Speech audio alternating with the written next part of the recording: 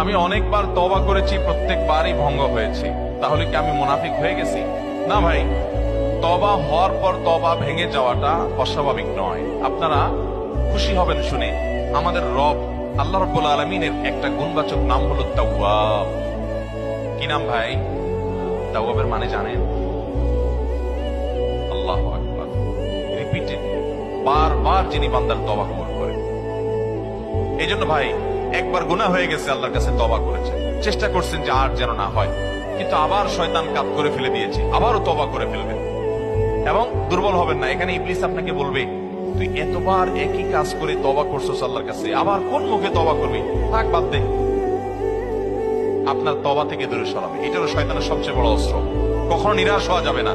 তওবা আগের বারের চাইতে পরের বারটা আরো স্ট্রং করবেন, যে ঠিক আছে আগের বারটা তওবা আমি দুর্বল ছিল, এটাকে আরো স্ট্রং করবো, চেষ্টা করবো না ইনশাআল্লাহ। কাউকে বেশি